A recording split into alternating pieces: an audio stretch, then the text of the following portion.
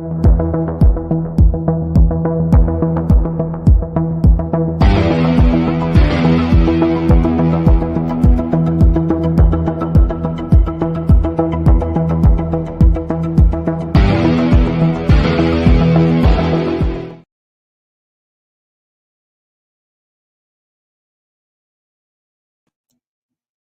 muted. Yeah, I keep forgetting to unmute myself. Anyway, here we are again to talk about more best horror film of a certain decade. Today is the 1960s. It's gonna be weirder, gonna not be as clear cut.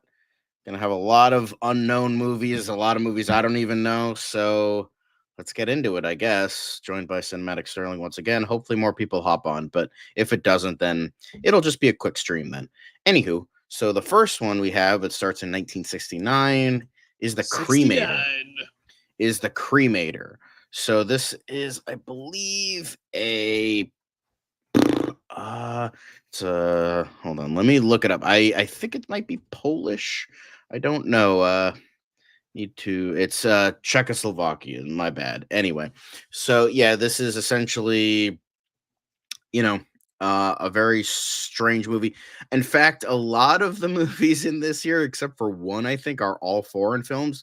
Just goes to show how like dead the fucking Hollywood studio system was, because all the best films were coming out of foreign films at the time. So yeah, it's essentially a stranger, you know, guy who believes like, you know, I feel like they would be into like the whole artsy vibe, and they would be into, the counterculture stuff of like not going into like American films, and I think they would be into this. So yeah, The Cremator is our first pick for 1969.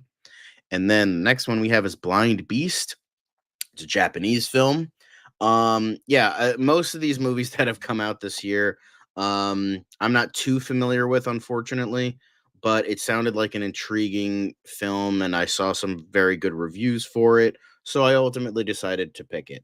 Again, I was really trying to find the best of the best, even if I was unfamiliar with them, so that's what I did. Next up, we have The House That Screamed. Now, this I have actually seen, I believe.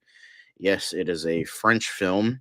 And it is actually, surprisingly very good. It is like slow in some areas. However, I think the Academy would be into this because, it's period piece. They do like those, and it's definitely a little bit more creative, a little bit artsy with its execution. And I feel like this would be something that they would be intrigued with and that they would like. Plus, it's a great title. I know the the French title isn't anything great, but that's a damn good title. That and House with Laughing Windows, which I tried to watch today. Fortunately, I couldn't find anywhere. But House That Screamed, it's not the greatest movie ever, but I think it has enough that they would definitely nominate it. Paranoia. Orgasmo? Yeah. This was, it's definitely, no, it's not a porno. It's just, I think it might be sexploitation, but it's not like a porno. Um, but it deals with paranoia. It's definitely like a weirder movie. They probably wouldn't nominate this movie, but again, I was really trying to find anything that they would nominate this year, and this was like the best thing. And it's entirely possible that the Academy at the time, I mean, the Hays Code just went defunct. They just came out with the MPA, so it's entirely possible that they would be going something like really like weird and artsy for like their, for the time, because there was a lot of young voters. So I feel like that they would most definitely might go with something weirder. And this might be a little bit too weird, but I think that they would maybe possibly go for it. Then finally, we have Toby Hooper's first film with Eggshells. Toby Hooper? Yes. And this was not like his later movies. This is an ethereal and surreal film that was very experimental. And so very unlike his like more, schlocky, trashier movies that would follow this. So, you know, I decided to include it. Um, I mean, in this world, they do nominate Texas Chainsaw Massacre, which I still don't think they would actually nominate. But hey, anything is possible, and sometimes the Academy can throw, a curveball. So, Eggshells is the final one of 1969, and the only one that is not a foreign film.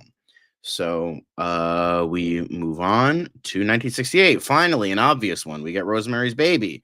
And unfortunately, Yeah. Roman Polanski's a sack of shit. I mean, I've said it again and again for every movie that has been nominated because we can't let them forget Roman Polanski is a sack of shit. However, Rosemary's Baby is still celebrated as one of the greatest horror films ever made, one of the greatest, his some say it's Roman Polanski's best movie. Not everyone, but a lot of people do. I mean, the Chinatown Pianist, all of them have. Honestly, I mean, I like Rosemary's Baby, but I would probably say Chinatown is better. But yeah, I mean, it's got, Mia Farrow's like excellent performance. All this, I haven't seen it, and I don't plan on ever seeing it because I don't want to see any of Roman Polanski's movies because fuck that guy. But Rosemary's Baby, it's one of those cases where it was like just so much acclaim, so much celebration, and I think it was nominated as well. I think it was nominated for Best Picture that year, if I remember correctly. Uh, Be um, misremembering, but here I'll It did win an Oscar. Let's see if my fucking Ruth uh Gordon did get nominated. It didn't get nominated for Best Picture. It got nominated for writing and then actress in a supporting role, which it won. So there, yes, Ruth Gordon won. Ruth Gordon won Best Supporting Actress, and Polanski got nominated for Best Adapted Screenplay. I literally just said that. Anyway, I think that, there is some caliber there, there is some clout there, so I think that this would definitely be a contender for best horror film. Then next up we go for Night of the Living Dead. Now this one is a less Hell obvious yeah! one. I This one wasn't as like forefront because, Night of the Living Dead, it wasn't really, I wouldn't say it was hated back then, but it wasn't necessarily beloved like it is today. It is not the best movie. There's a lot of hokey acting. It's not the best written movie ever. I However, do love this movie.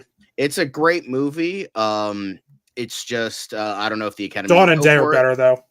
Yeah.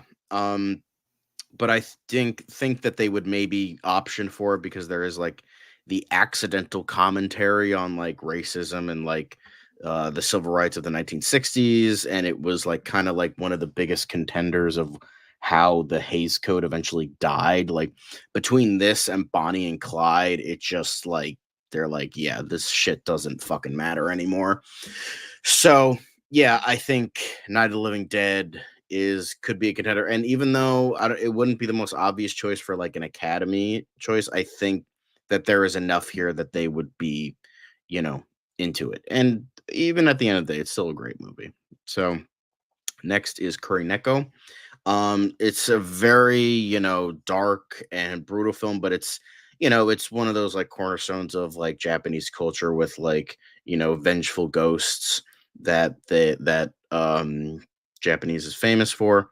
So I think that this could be a good contender. I saw a lot of good things about it, so I'm like, okay, let's, add it. So yeah, the 1968 film Curry Echo, and also known as Black Cat. But yeah, I think this would be a good contender for best horror film.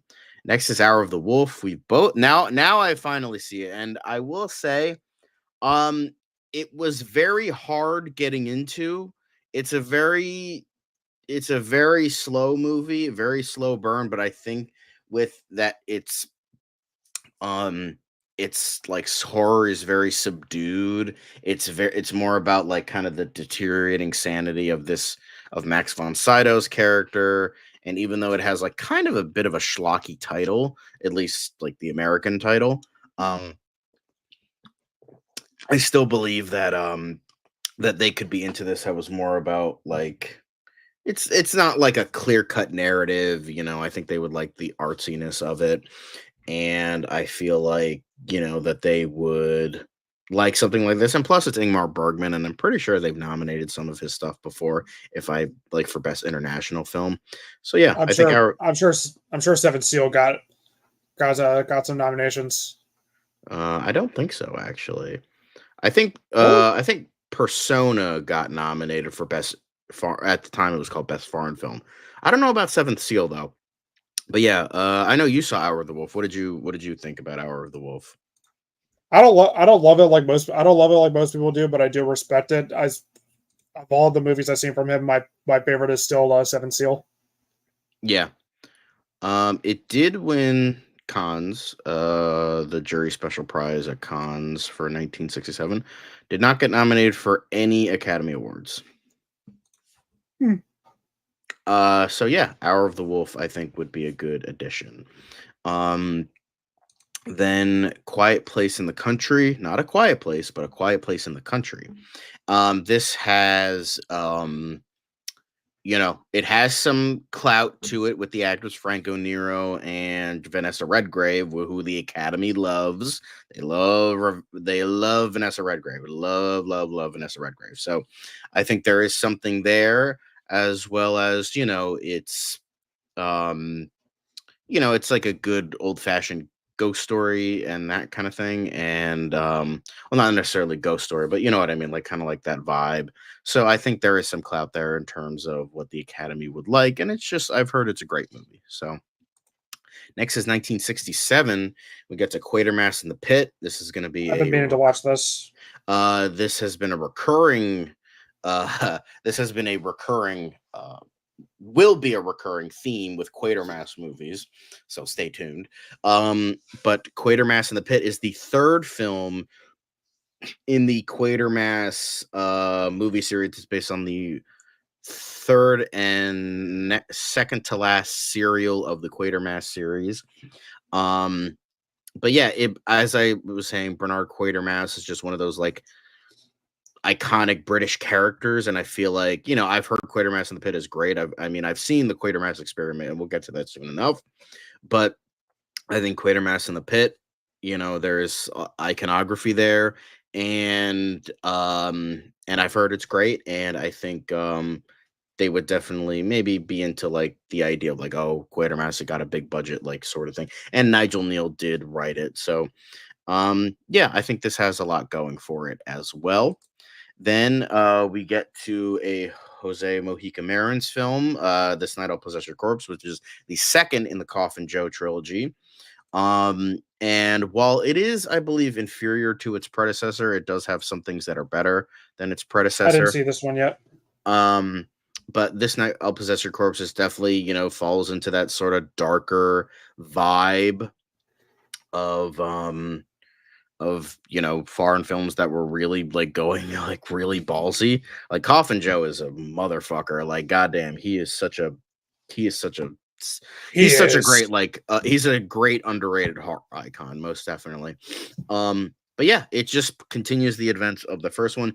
It goes even more disturbing in a lot of areas, but I think it very much works. And certainly one of the weirdest depictions of hell I've ever seen in a movie, so I'll give them that. It is a little bit more exploitation than the first one, but I feel like, I don't know, that again, I was trying to find anything, and I think this would have been a good contender. Like, oh, we'll just nominate it because it's a good movie. So next is Vi. It definitely has some, I believe it has some religious themes. I haven't seen it, so I don't know if it's anti or pro religious, but when there's a commentary on religion, I feel like there's something there, and like in a religious idea. And so yeah, so there's like the idea of like seduction in film, and in the film, and trying to hold on to one's faith and all that. So I think that there's something there in terms of that the Academy might like.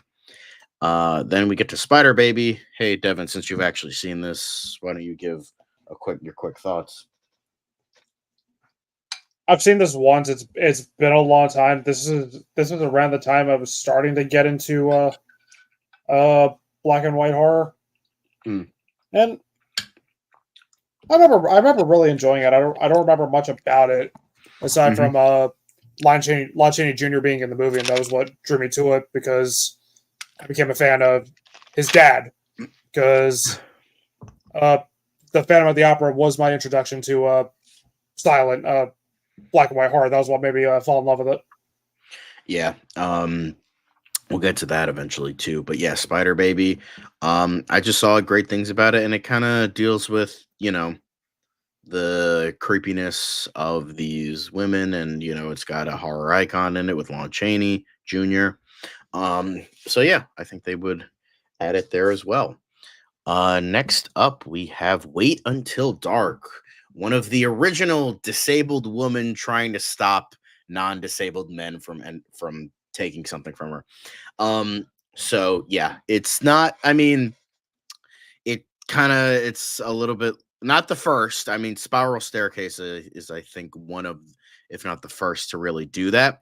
But Wait Until Dark was really famous because this got like a not reevaluation, but a lot of people went back to it when Hush came out, Mike Flanagan film. But instead of her being mute and deaf, here it's she's blind, and it does have Audrey Hepburn. The Academy loves Audrey Hepburn. A great cast of Alan Arkin and Richard Crenna. What I've heard is a great, like, creepy and suspenseful movie of like trying to one up people you can't see type of thing. It's a very, you know, it's a very like simple film, but it from what I've heard, it's great and it works. So yeah, I've heard nothing but great things about this movie. Then for 1966, we have Seconds, which I just watched this a couple days ago, and it was supremely excellent. I thought that I don't think I've ever seen any other John Frankenheimer movies. I know I need to watch Manchurian Candidate. But Seconds, I've heard heard Manchurian Candidate is great, but Seconds, this is essentially the best way I can describe this movie. It's like Seconds is like The Substance meets American Beauty, but not Huh. as exploitative as either of those movies. Um, it's very grounded and realistic and very like a slow burn, and it is a fantastically made movie. It deals with some experimental aspects. It does have Rock Hudson, who gives a very good performance here, and it's definitely it's like the best. And I can also describe it as the best David Fincher movie that David Fincher didn't direct, because it was way ahead of its time with like the whole idea of the death of the American dream kind of thing, and how you deal with one's identity and a midlife crisis. Not totally themes of ageism, but like there is a little bit of sprinkling there.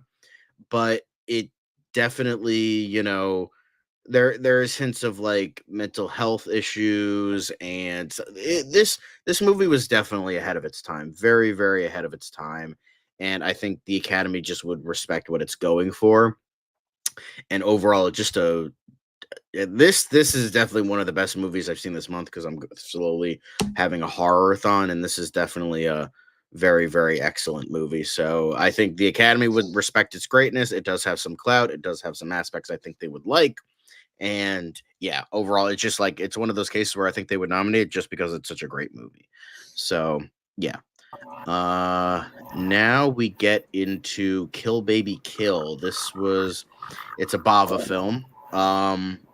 So that's all you really need to say. A little bit more exploitative than what the Academy would go for. But Kill Baby Kill, I've heard nothing but great things about this movie. And yeah, I not a ton to say about it. I have not seen it yet, but I've heard it's a very great. I believe it's Bava. I don't know. I forget which, but I think it might be Lamberto Bava. No, it's Mario Bava. Okay, never mind. Fuck me then.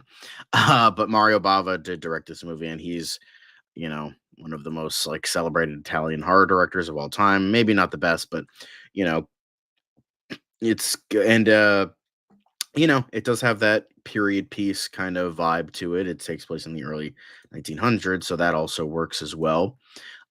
Creepy little girl, and I think that this would be a, you know, it has like a lot of good like vibes to that time. So yeah, Kill Baby Kill is another one I've chosen. Then Daimajin, this was a Japanese kaiju film.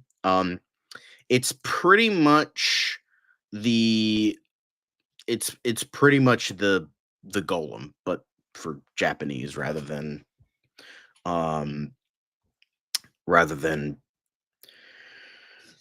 rather than Jewish people. But yeah, that's essentially what it is. I think there is like some, history in that regard of that.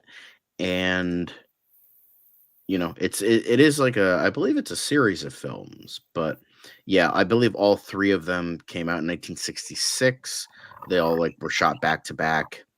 And yeah, so I think that they would definitely add this one as sort of like a maybe what came before kind of thing, you know.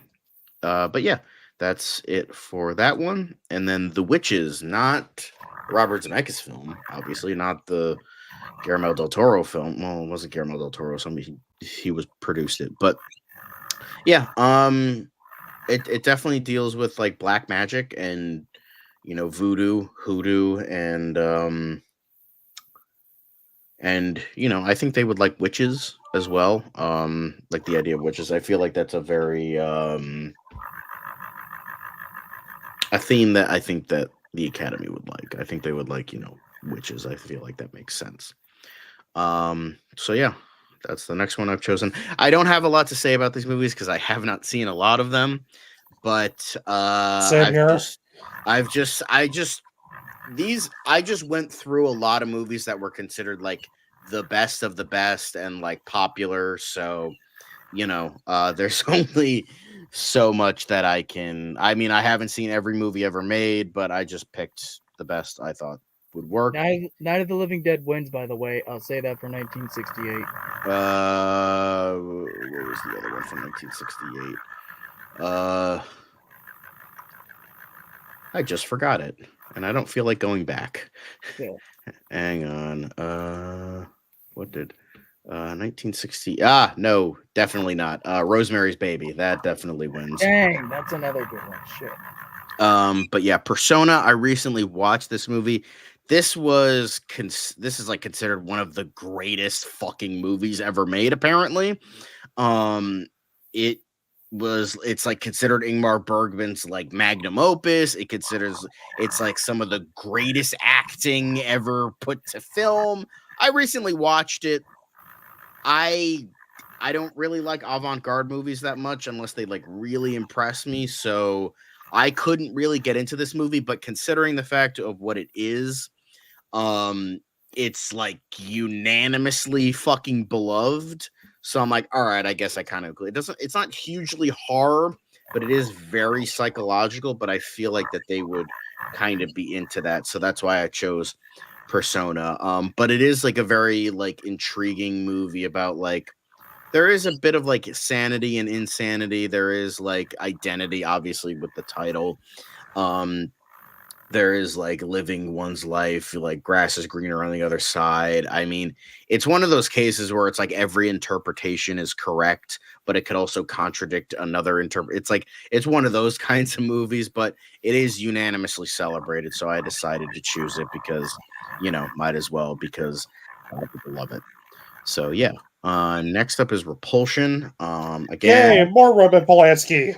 They like Roman Polanski. I can't fucking help it. A lot of people like this guy. I'm sorry. A lot of people still fucking watch this guy. He made a lot of an Oscar great movies. Despite Yeah, he won an Oscar despite being a fugitive. People applauded him. Yep. So I'm sorry. Not my fault that he made great movies before it was revealed he was a fucking piece of shit. So. Is it bad that I refuse to watch any of his movies despite how good they may be? I refuse to watch them too. You're good. I have not seen a single Roman Polanski movie. I don't plan on seeing a single Roman Polanski movie. I watched Chinatown. I watched Chinatown before I realized this is by Roman Polanski. You have to retract your positive review now, Devin. You have to say you hate it. I mean, it's a great movie. It is. Yeah. But it's also hard because I've also seen Bryan Singer movies. I've seen Kevin Spacey movies. I've seen Woody Allen movies. So it's like, I think that can only go so far. So one of these days I'll probably crack down and fucking watch a Roman Polanski movie. It's just that day is not going to be soon. It's kind of like how, yeah, it's, I'll make quick. It's kind of like how, I'm like, fuck, what's his name who made Jeepers Creepers? Like, fuck him. But I do think Jeepers Creepers is great. Yeah. But I've heard nothing but great things about this movie. It's a very like slow burn, kind of like within one's insanity kind of thing. So, I think it's a bottle movie where it all takes place essentially in like one apartment. And yeah, I've heard it's like one of the best horror movies ever made. So I decided to include it. Next is The Nanny. This is a Bette Davis movie. It was by the director who did Whatever Happened to Baby Jane, and we'll get to that soon enough. So yeah, I thought that combination was a pretty winning combination. So I thought that worked. They love Bette Davis. She was a golden girl for so long in Hollywood. So I mean, she is a fantastic actress, so that makes sense. But yeah, I think they would be into that in terms of this film. Next is A Study in Terror, classic Sherlock Holmes. This is going to be we're going to be going back into many adaptations and whatnot of Sherlock Holmes films, but this was a fictionalized version of The Hunt for Jack the Ripper. I never knew Sherlock Holmes went into horror.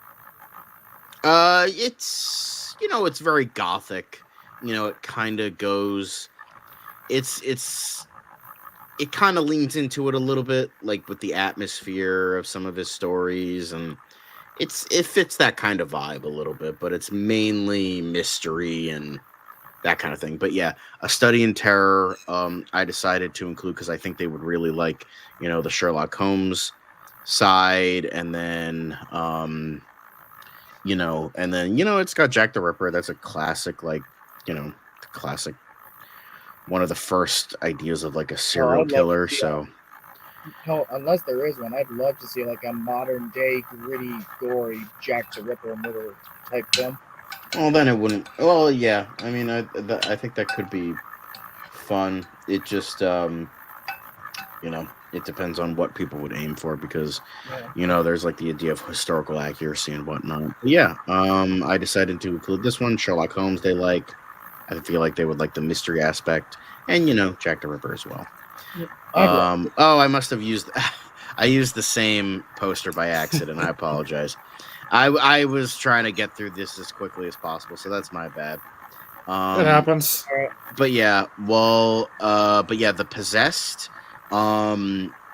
This one, I don't know which one it belongs to, because it's in fucking Italian. So I assume The Possessed is, it's the poster for this film.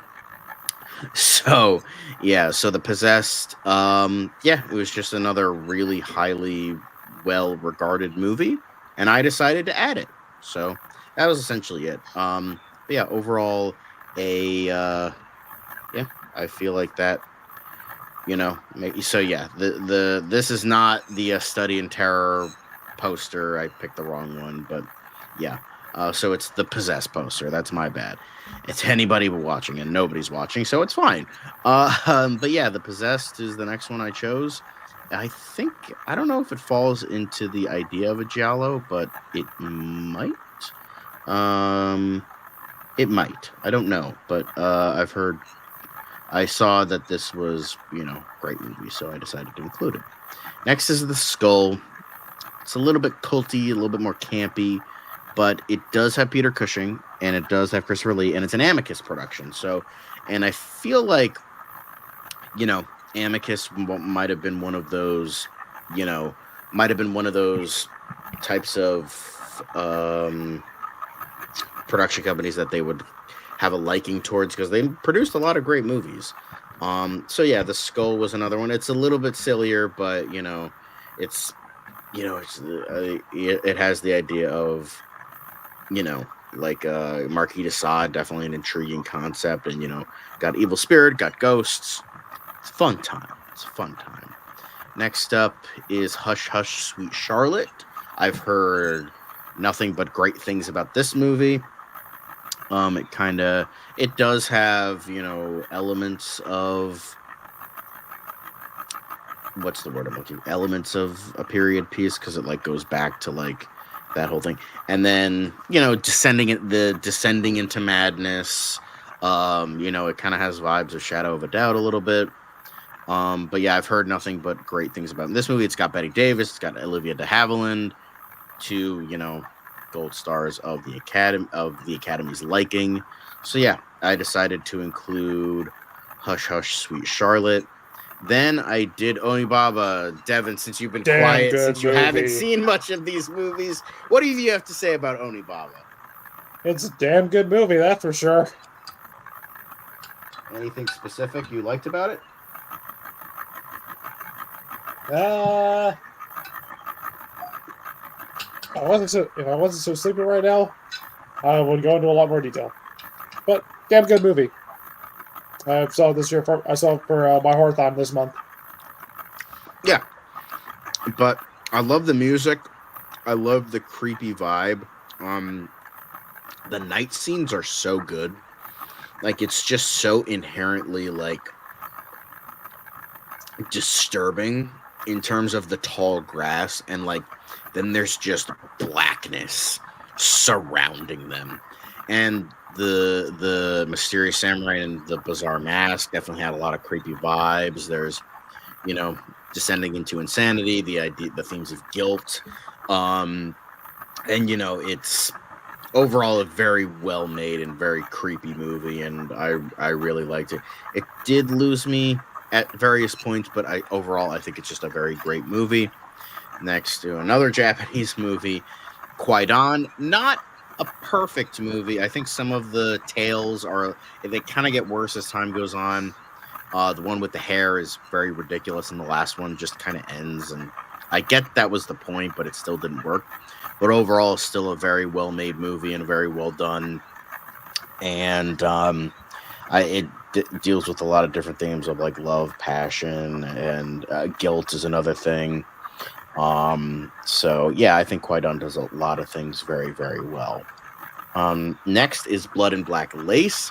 One of the earliest examples of a giallo, I believe. Not the first, but I believe it's up there. I think it's up there with one of the first. But yeah, it is. Yeah. But yeah, plus it's got Cameron Mitchell. Who doesn't love Cameron Mitchell?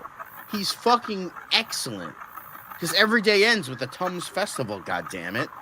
Anyway, but Blood and Black Lace, it's a simple, to the point film. And with the killer's masks, that is the closest we will ever get to the question on the big screen. So there's that. Those masks are creepy. But yeah, Blood and Black Lace, great film, and it's not a perfect movie, but it is damn good, and definitely has a lot of great creepy vibes, great cinematography, and one of the earliest examples of a slasher.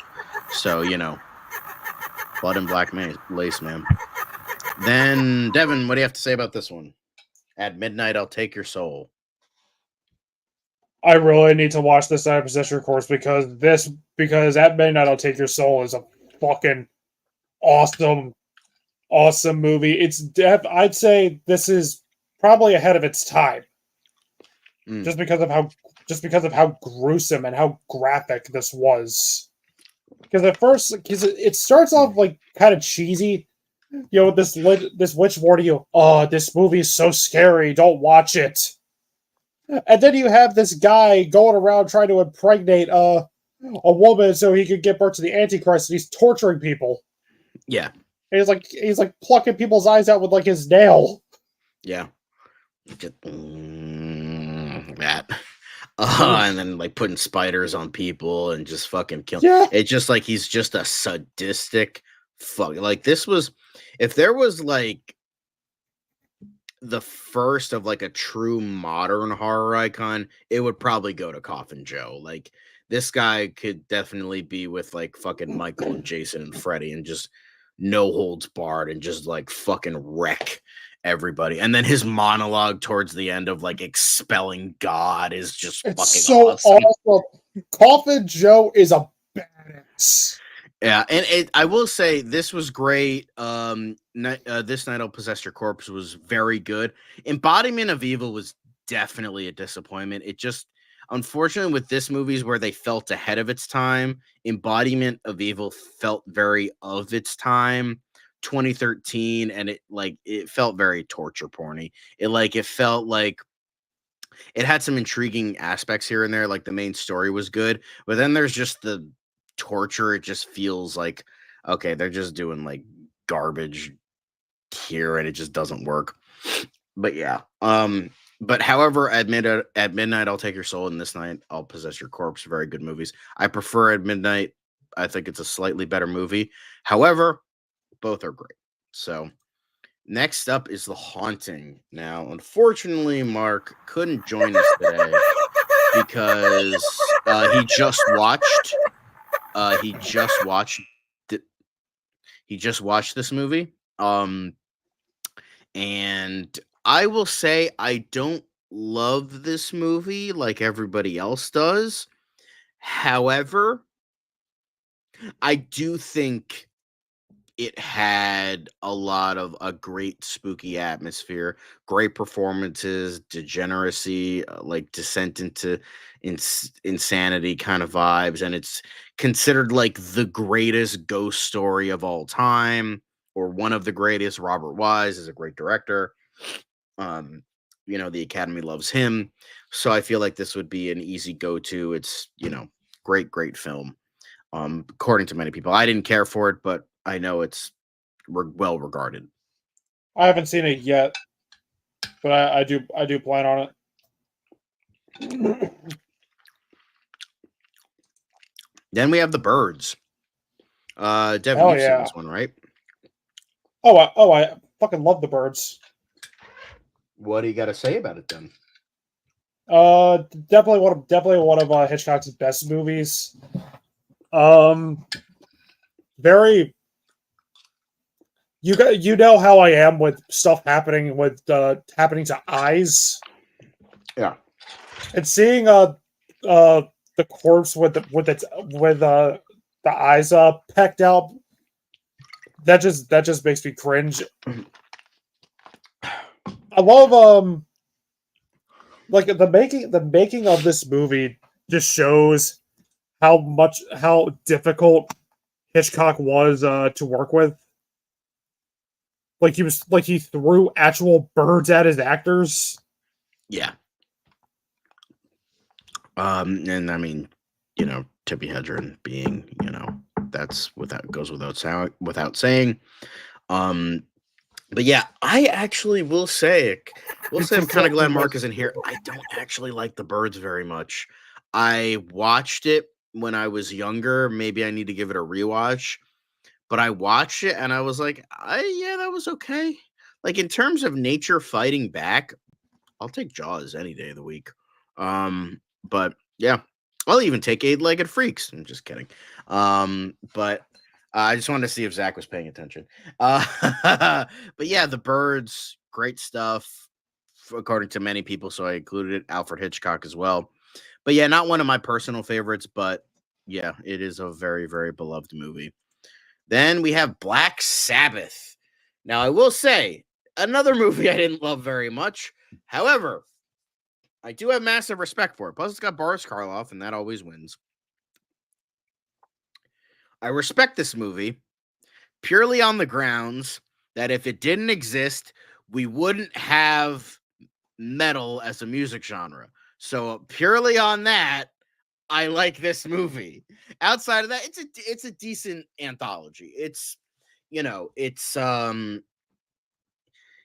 it has a lot of great acting, and it has a lot of like creepy gothic vibes, has some period vibes in there as well. Um, but yeah, overall, it's not like the best movie ever, but I will say Black Sabbath does have a lot of good in it. But I majorly Yeah, respect it. yeah, I'm with you. I don't love this movie like a lot of people do, but I do respect it. There's just better anthology movies out there. Yeah. Next up is The Raven. I chose this movie because it was a movie that came out in 1963. It's got some horror icons. It's got Peter Lorre. It's got Vincent Price. It's got Boris Karloff. Yeah, that's about it. It sucks, but I included it. Anyway, X the Man with the X-Ray Eyes. This I just watched a couple days ago, and I found it to be, it is another Roger Corman movie, but this one's actually really good. It does have Ray Milland in it, and I feel like the Academy would like him. He, famously, his first and only Oscar came from Lost Weekend. So there is some clout there with Milland, but it's an overall very like, it does have like some dark humor in there, but it also has like a very like Milan gives a very like tortured performance, even though he got himself in this situation. You can't help but feel sorry for him, and so I mean, he was a great actor for his time. But Milan, and if it wasn't for him, it wouldn't have been as good. Plus, it's got a young Don Rickles, so overall, very good movie. It's better than you would think it is, especially it does have a lot going for it. Not the greatest movie ever, but I feel like it's held up by its main performance of Milanda as our ambitious scientist. Next up is Whatever Happened to Baby Jane. Oh my God, people love Whatever Happened to Baby Jane. Considered one of the fucking greatest movies of its time, all that. It's a very good movie. It's just nowadays, it's very cheesy. It's very melodramatic. It has not aged well. The only reason I would say that this had any real lasting impact was because of its 2 stars. And if I were to, I don't know this for sure, but I would fucking take a wild guess that this was the inspiration for Paul Dini in the creation of Baby Doll in Batman the Animated Series. If it wasn't, I'd be shocked. So, yeah, I think both you have like the moral and physical sparring between these two like aging golden age of Hollywood actresses. Joan Crawford is more subdued here, which is like very interesting and very unlike her. And Betty Davis is just, I will say she's easily one of the best parts of this movie. She gives a very creepy performance, not amazing, but it's just like, it kind of follows the vibe of like Annie Wilkes being nice, where it's just like, even though you think like, oh, because she's so, it's just like she's stuck in this like mentality of like being like this young, beautiful actress and being kind of But she's stuck past her like prime. but he's past her prime. And it's just like being in that mindset is just inherently kind of fucking creepy. So Whatever Happened to Baby Jane, this would definitely be a beloved fucking golden child of the Academy. So they would definitely include it. Next up is I will say this about Whatever Happened to Baby Jane. I did see it, and honestly, this is one of those movies where it made me so uncomfortable. I cannot watch it again. Yeah.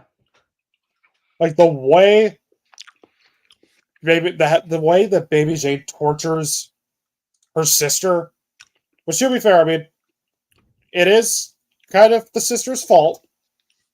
Yeah. But Baby Jane just took it too fucking far. Yeah. They're trying to make her eat the pet bird. Ugh. Yeah. No. So yeah, I think Whatever Happened to Baby Jane is definitely, it was very well liked for his time. I think Victor Buono got an Academy Award for it. At least he was nominated. Speaking of Batman, he would go on to be King Tut in Batman, the Adam West series. So there's that as well. Whatever happened to Baby Jane? Why is this? Whatever happened to Robot Jones? That came up. But yeah, Robert Aldrich, I think, is also a very good director. Yeah, it was nominated for a shit ton of fucking awards. Betty Davis, Victor Buono, cinematography. It won costume design. Victor Buono was nominated. He didn't win. That was my bad. And best sound. So this got a shit ton of nominations. It definitely would have been nominated for best horror film. Then we have Carnival of Souls. This was a very bargain indie movie for its time. Technically an indie movie. But it's just kind of I think they might like it. It's a very surrealist, kind of nightmarish film.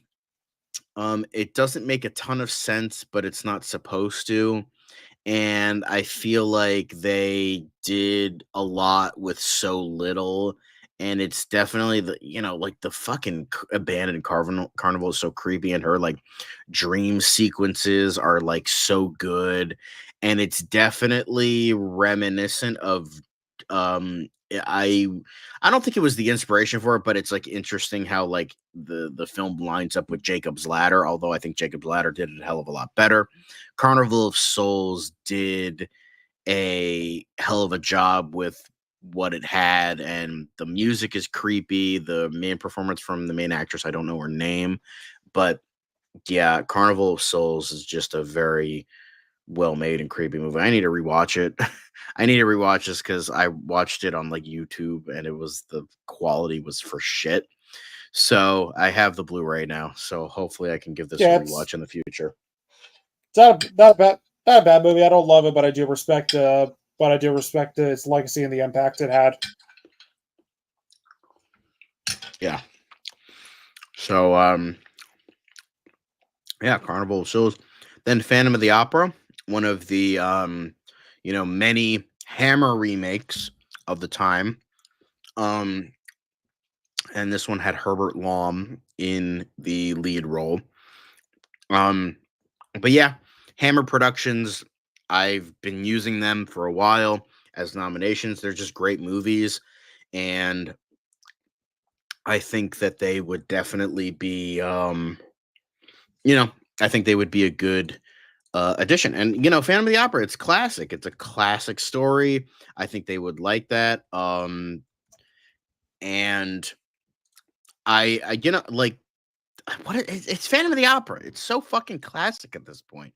So might as well just throw it in there. And it's a Hammer production. Who doesn't love Hammer? Then speaking of anthology movies, Tales of Terror. This I believe is another Amicus production. If I remember, it's got some great stars. It's Edgar Allan Poe. Actually, Tales of Terror, this might be Roger Corman. It's either Roger Corman or Hammer. I don't remember, but yeah. Tales of Terror. It's got Peter Lorre. It's another classic anthology movie. I feel like they would like those a lot. But yeah, I think Tales of Terror would be a good addition. Then Night of the Eagle. Night of the Eagle.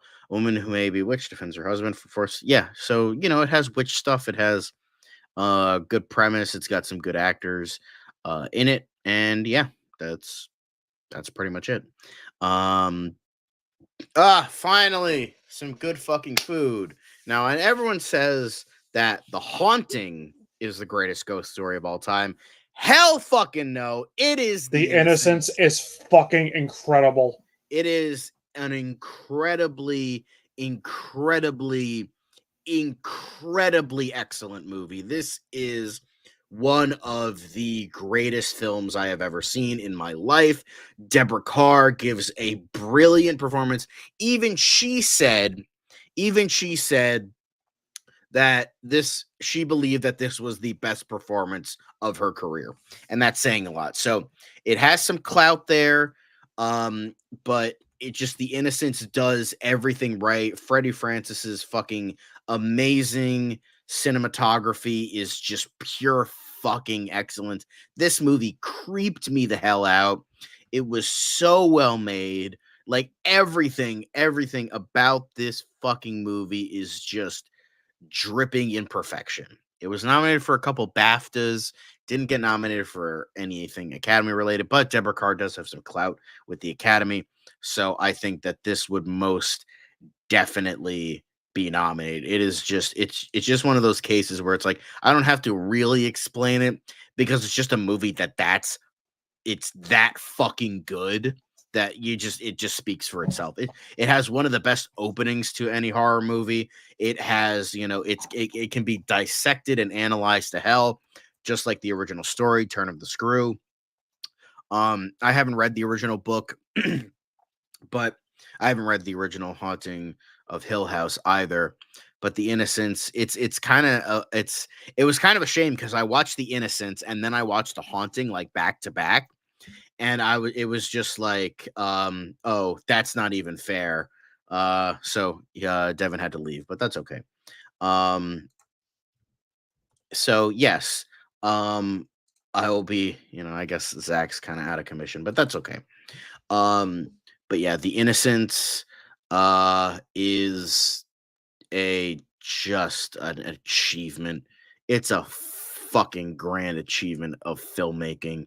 It truly, like, I would say anybody who's watching now, nobody's watching live, but if you're watching post live, just stop whatever you're doing and just fucking watch this movie.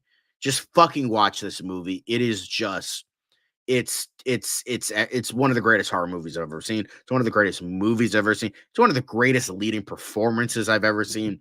It is, and as well as the fact that the children in this movie are actually like excellent. Like, they hold their own with one of the greatest actresses who's ever lived.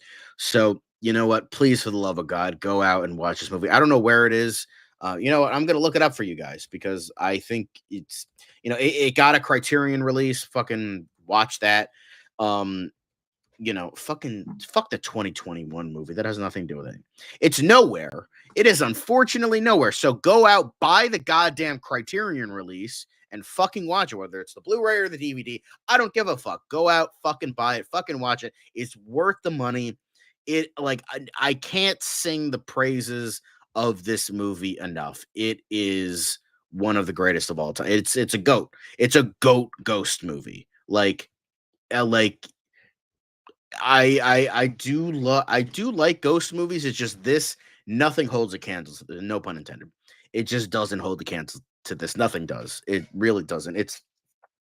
If there is anything as close to a perfect movie, this would be it. I have quite a few. I think that would be close to a perfect movie. The Innocents is most definitely up there. I feel bad for the rest of the nominations for 1961 because none of them can hold a candle to The Innocents. It's not even close. Like, this fits everything the Academy likes. It has, it's just an overall well-made movie. It's got Deborah Kerr. They like Deborah Kerr.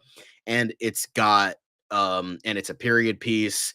It's got like a great, like, just an overall well-made story. Got great cinematography, well-written, based on a book. They like those. They love book adaptations. So it pretty much has everything they like.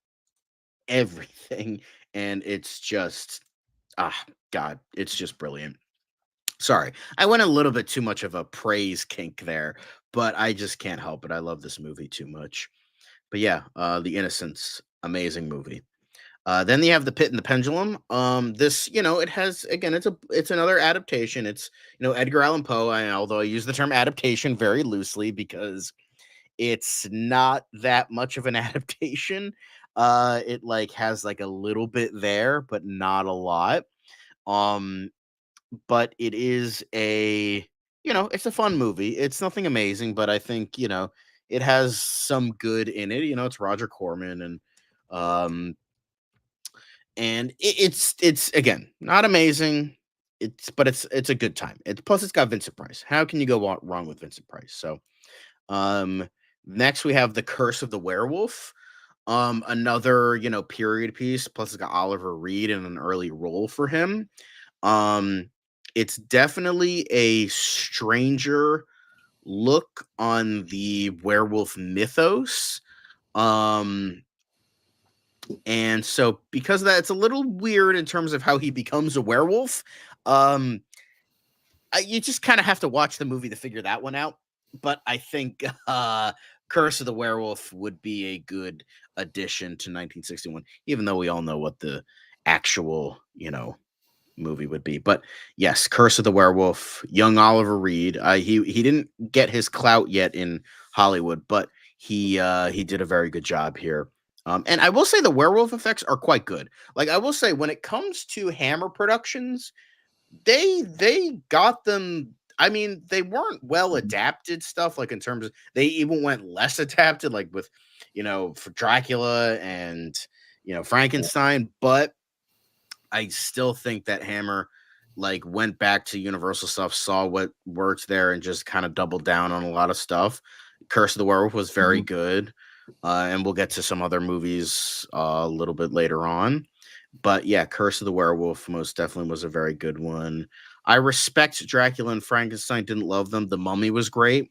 Love The Mummy. But yeah, Curse of the Werewolf I think was a good addition to werewolf films, werewolf mythos, even though it's very weird. Homicidal. This was a William Castle movie. This was less like his other work, so that's why I kind of I almost included The Night Stalker, but that kind of blew over very quickly, because Night Stalker is a genuinely great fucking movie. It's just I don't think the Academy would have included that. Homicidal, on the other hand, it has like an investigation, it has like nefarious secret, like the murder that rocks the small town, and I feel like that has stuff that the Academy likes.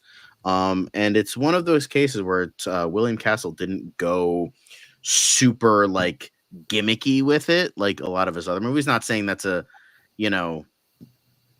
too much, but one of the less, like, it wasn't like House on Haunted Hill or something like that. It still had a gimmick, but less so than some of his some of his other movies. But yeah, Homicidal I think would be a good addition. Yeah, and then Taste of Fear. I just saw this one and I thought that this had a good it's got Christopher Lee, and who doesn't love Christopher Lee? And I feel like this had a good premise that they would like. I think it's a Hammer production, so I think they would have liked that as well, because Hammer, as I was saying before, who doesn't love Hammer? But yeah, it's a Hammer production, and good horror thriller from what I saw, and yeah, kind of that's kind of it for that one. Mark, what do you have to say about this one? Because I'm glad you came in at just the right time. Exactly right. What can you say about a classic, man? Jack, Jesus. It's now time for a shower. Well, okay, thank you, Alexa. But what can you say about a classic? Dear God, it's fucking brilliant film. I mean, he breaks all of the rules in this one. He kills off his seeming main character halfway through the fucking movie. He's like, nah, fuck you. This bitch is dying. So, I mean, it's a brilliant film. I mean, there's so much symbolism in this, especially the stuffed birds and everything. He's talking about the birds and everything. I mean, because, in England, a bird is a slang for a woman,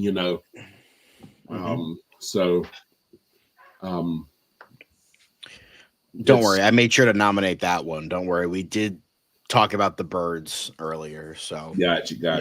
But just say, I mean, it's just the shower scene is incredible.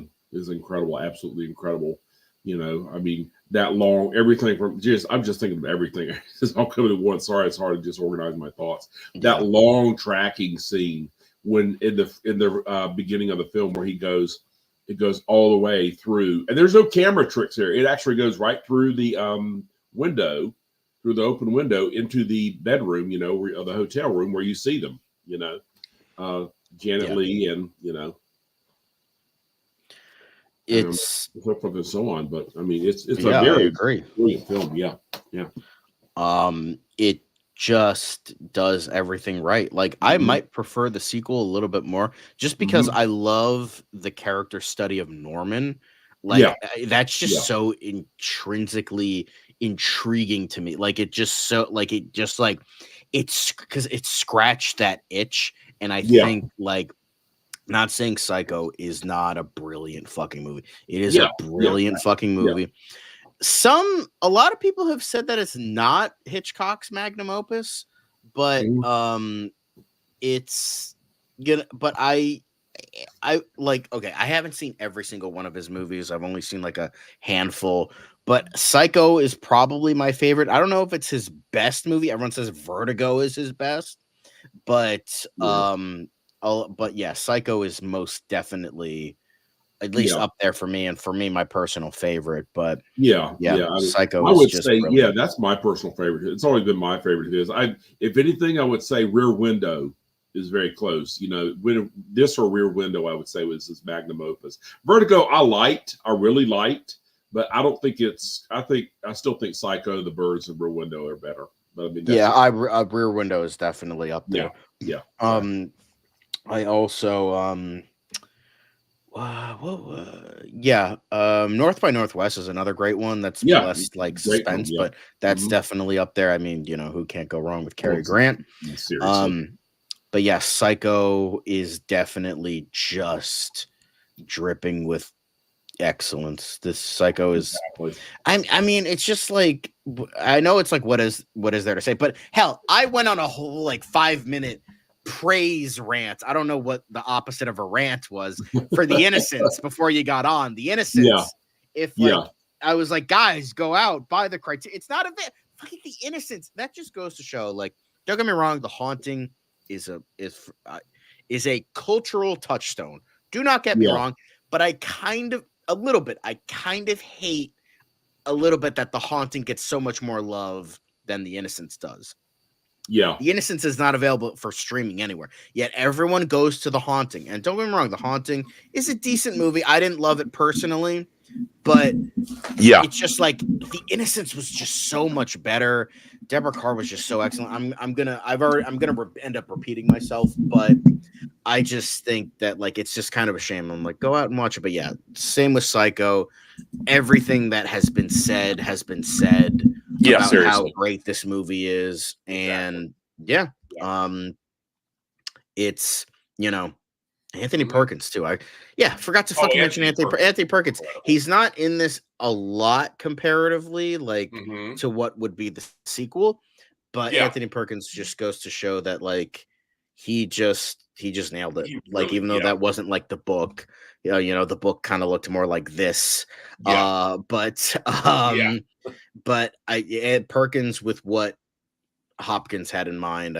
Hopkins. Whoa. Hitchcock. I was thinking of the movie that where Anthony Hopkins played Alfred Hitchcock.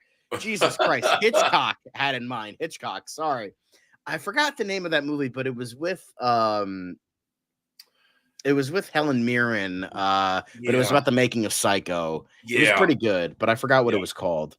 But yeah, so I meant Hitchcock. Sorry. So what Hitchcock was going for, I liked how they, did something different, but it still held the core of the character there. Absolutely. Janet Leigh, great. Smoking. Yeah, she is. I mean, gave birth to a smoking woman. So exactly. I mean, she's mother to a horror icon, and she's a horror icon herself. So I mean, Jesus. So but yeah, Psycho is great. Now I do want to get to the next one, which is kind of the lesser Psycho in a way. It was very controversial for the time, which is like, it's hard to judge by today's standards because it's like what was controversial back then is not controversial nowadays. Peeping Tom is one of those cases where it's very tame, and what they could get away with, like Yeah. Alfred, and I feel like, not to say that the director of Peeping Tom is bad or anything. Don't want to say that at all, but it's like when you compare it to Alfred Hitchcock, Exactly. Yeah. it's tough. And this it was Michael Powell, and I believe this was like, I think this like kind of ruined his career, I believe, if I remember correctly. But he did get nominated for a bunch of Oscars. You know, but it, like, previously, like, Canterbury Tale, Matter of Life and Death. He worked on, The Red Shoes, all that stuff, like, you know, Yeah. yeah. But yeah, this was Peeping Tom was Michael Powell's like controversial movie. It pretty much destroyed his career, I think. It Yeah, it wasn't his last movie, but it was, the movies he did after this were not very well remembered, and like a lot of TV movies, not really heard of. But yeah, Peeping Tom was one of his last movies. It's kind of a shame, but sometimes that just happens. Like, same thing happened with Todd Browning and Freaks. So, that shit happens. But Peeping Tom still, like, it's still a great movie. Like, it holds a lot of similarities to Psycho. Both are like proto slashers. Both have a good looking lead. Both have to do inventive things to get around the censors. I think Hitchcock did it a lot better. But Peeping Tom did do a lot of good things. Now, would the Academy nominate it is a major thing, because it's a controversial movie. However, there wasn't a lot going on back then, so I'm like, you know what? I think they might, in this case, look past the controversy, and maybe in this like world, horror is seen as slightly differently, so we can like maybe hope that like they would look past it and Peeping Tom would get the love it deserved. I think it really would have changed the history of horror altogether completely. Because thinking about this, the other day, I mean, if there really had been horror Oscars, it would have completely changed the history of horror Oscars. Because I mean, I can just imagine a world where they're making horror movies to tailor to the Oscar bait taste, bait horror movies, Yeah. So, yeah. So obviously, like, if we're getting into big what if history sort of thing, that's a whole nother, argument for another day. And we can't really get into the ifs, ands, or buts in that respect. We just got to take the movies that happened and we're just putting them here. Which is fun in its own right, too. So. Yeah. But Peeping Tom, I think, I don't love it as much as Psycho, obviously, but Peeping Tom did do a lot of great things, and it's a shame what happened to Michael Powell, but it inspired, fucking Coppola and Scorsese and God knows how many other, creators, Romero as well, and it's. I know that's hard to judge after the fact, and we're imagining what they would do at the time. But I still think Peeping Tom, I think they would just recognize it's a great movie. Maybe that's just hopeful on my end, but I think that they might see like past and what they did. And if they nominated Psycho, they might nominate this. Yeah, true. So yeah, then we get to Eyes Without a Face, another controversial movie, but I think it's definitely has more drama aspects than horror. Like, it has like one famous horror scene, like with the surgery on her face. But I still think it definitely has like a whole creepy vibe of it. You have like the insanity of this surgeon like trying to like after fucking up by getting into the accident that gave his daughter like without a face. But I think it's very well made. It's very, it definitely feels higher brow than a lot of, other horror movies that were coming out at the time. Maybe because it's French. I don't know. That gives the illusion of higher brow, maybe. But yeah, Eyes Without a Face. Have you seen this one? Oh yeah, I saw it. I did see it. Yeah, it's good. It's very good. Yeah, it's very good. Definitely higher brow. I agree. That would have appealed to the Academy. I mean, definitely feels higher brow. But yeah, I actually really like this one though. So very well made movie. Very well made. Very well made. Yeah. Yeah. And I agree, it does have more dramatic elements than Yes, but like very good dramatic elements. Exactly, The ending is very haunting too. It's very haunting ending. Exactly. But then we have Black Sunday, not the Tom Clancy novel or the Black Sunday Dust Bowl, but Black Sunday, the Italian horror film. I remember here's the thing. I have this logged in on Letterboxd, like I watched it. Yeah. I have absolutely no recollection of ever watching this movie. Like I don't. So I'm going to just say like it's one of those cases where it's a beloved horror movie. A lot of people like it. So I think that this would be the case of, great movie that a lot of people love, would get nominated. I believe it's a Bava film. Yes, Mario Bava. I think they would like him. So yeah, it definitely has some interesting themes here and there with like, I think they would like witches and stuff like that. That's on my watch list. That's on my watch list. I haven't seen it yet, but it's definitely on my watch list. Yeah. So I might try to fit it into my, little horror fest watch I'm trying to do. So yeah. Yeah. But yeah, Black Sunday, definitely edition. And then the final film we have is Village of the Damned. Mark, you just watched this one. What do you have to say about this one? I really like this one. It's very, very creepy. Very creepy. I like the remake too. I like John Carpenter's remake because it was different. It was honored the spirit of the original, but it did it up different. But George Sanders was, of course, fantastic in this. He was really, really good. You don't even need to say that, Bart. It's George fucking Sanders. It's George fucking Sanders. Jesus Christ, man. I mean, he's the voice of Shere Khan for a fucking reason. I mean, Jesus Christ. I mean, it's really good and really creepy, I mean, so I really liked it. Yeah, I think like what I always like to say, I don't mean to sound mean towards child actors. Yeah. But most of them are not very good. It's just they don't have the experience. They're not made for that. They're not like they to be fair, children shouldn't be acting in films, but the fact that they are, it's like, okay, fine. Most of them are not very good. That's not on them. That's just in terms of experience. They don't really, they're not in that mindset of like pretending for an audience type of thing. Yeah. However, the actors here, I remember them being really good. I watched this back in college. Good. Yeah. It's again a good slow burn. It's like, the idea of like, just the simple idea of like logic versus humanity. It's almost like a very like ahead of its time in terms of like computers versus people, like Chat GPT versus people, even though it's like even though it's technically, even though it's not said, it's heavily implied it's alien. Yeah. So, and I love the grounded aspect of like an alien invasion that doesn't do anything except impregnate all these women. And then they just give birth to like this next generation of like, that will like take over the fucking world and that kind of thing. Yeah. Like, it's one of those, here's the thing. It's one of the, it is based on a book. They also like, being based on a book, The Midwich Cuckoos.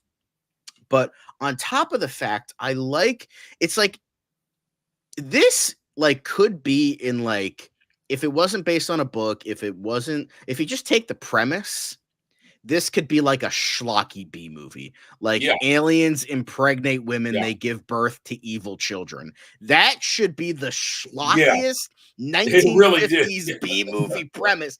Yet it's so fucking terrifying with what they do here, though. And it comes across.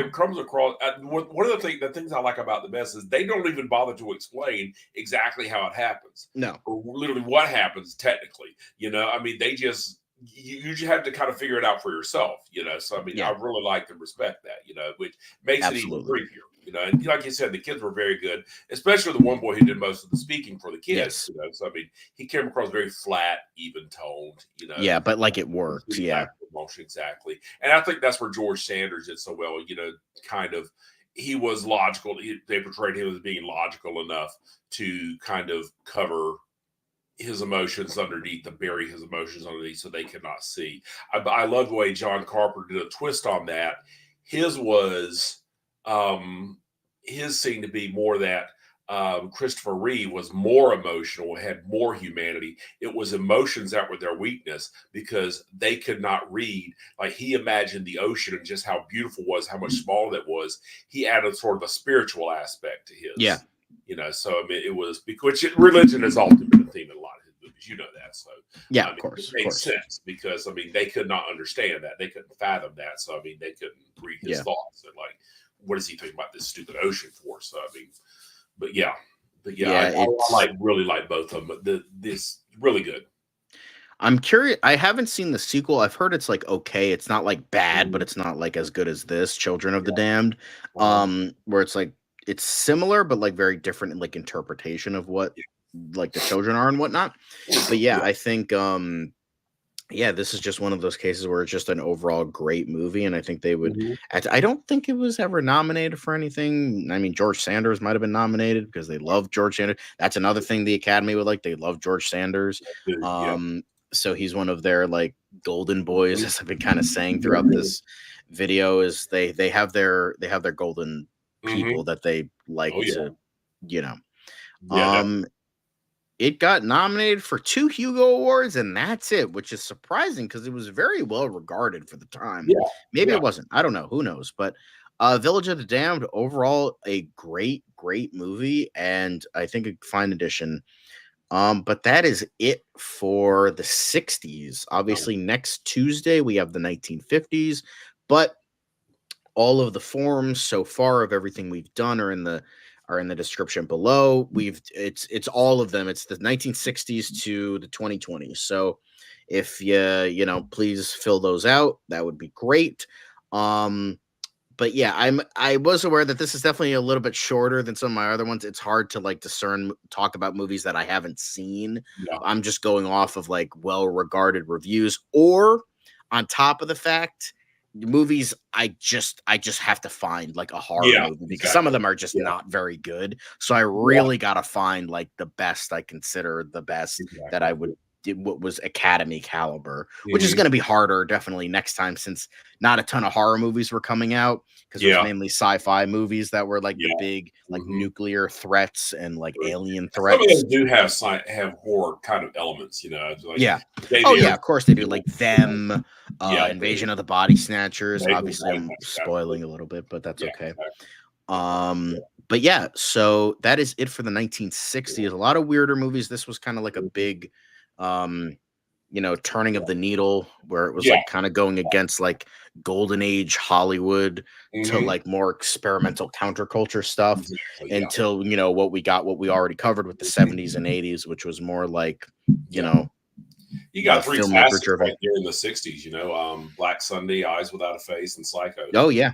Very it was like definitely a big tipping point because it's kind of like what we're going through today, where it's like people are going towards more foreign films because the Hollywood system is just sucking right now. They really are. So that's what's happened in the 60s. They were just going to people were just relying on imports of foreign films, mainly British films, but a lot of others as well, because it's just like the Hollywood movies were just not very good. So we just need to we just need to push Hollywood to press that button to burn so we can get a 1970s film era part 2. You know how fucking great that would be? That would be fucking incredible. 1970s part 2, just like I had hope, honestly. I had hope, perhaps foolishly, that maybe the streaming services would kind of be that kickstart, that them allowing giving filmmakers more freedom to be more experimental would kind of be that kickstart that Hollywood needs. But I mean, they've gone to where like Netflix has got to where they're pretty controlling now. It's not the same as they used to be because even Martin Scorsese left. David Fincher's on his way out. But that's a whole nother discussion for another day. We're just talking about the best horror films of every decade. Exactly. So next time we have the 50s, which is next Tuesday, which is the 22nd. So we will see you there. Hopefully we'll get some more people on there, but people are very busy, so that's okay. I don't want to sound mean or anything, but I'll see you guys there. Make sure to fill out those forms in the description below because it's in the hands of you guys to pick the best horror film of each year of each decade. Until next time, we will see you later.